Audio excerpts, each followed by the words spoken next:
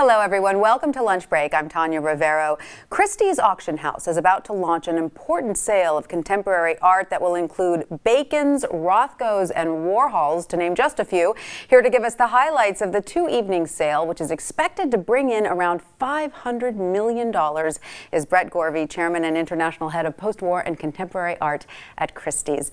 Brett, thanks so much for being here today. No, thank you. So this sale comes on the heels of that November sale at Christie's that brought in $142 million for that previous Bacon triptych, and now you have another one. Can you tell us about this one? Sometimes it's often difficult to beat what you've just achieved, Yes. especially when you break all records. And that evening we sold the highest ever for any total for an auction, which was $690 million. So we've got quite a high target to achieve.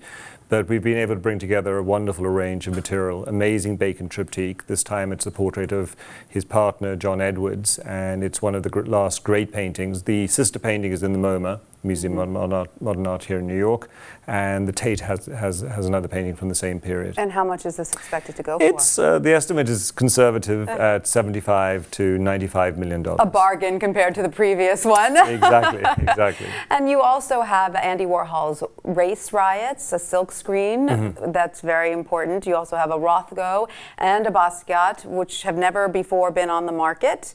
Can you tell us about those paintings? Yeah, I mean, what's exciting about this market is that it's an incredibly global market. We're not reliant on one economy. We're seeing very strong new buyers coming from emerging cultures, whether it's Asia, whether it's the Middle East. But at the same time, the American buyer is very, very strong. And that has brought wonderful material to market. There's great confidence in terms of the sellers, and there's great confidence in terms of the buyers. And people want classics. So a fantastic Rothko, estimated in the range of $50 million. We saw last season a Rothko make $45 million, a slightly smaller painting. We saw artists that produced fantastic prices last season now bringing other great works to market. And the other thing which is driving our market is the works that are coming from estates. Right. Amazing collections put together over 20, 30 years of periods where people have really put their own sort of pioneering vision into making these collections. And so the material that comes is wonderful, beautiful taste, but also totally fresh to the market, and that makes it very exciting. But these are astounding numbers. What is behind the boom in the contemporary art market? Because it seems nowadays a Rothko is almost worth more than a Rembrandt. No, I think it's very true. I think it's the global market. I think at the end of the day, for a great Rembrandt, many of them are in museums. With Rothko, there's still several major paintings which are in private hands, but it's the universal nature of the taste.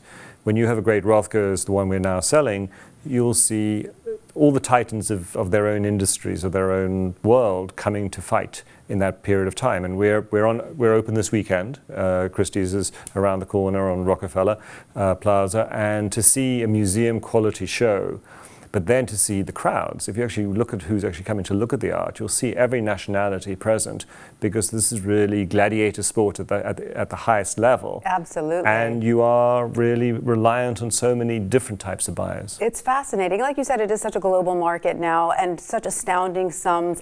How does Christie's protect itself from money laundering?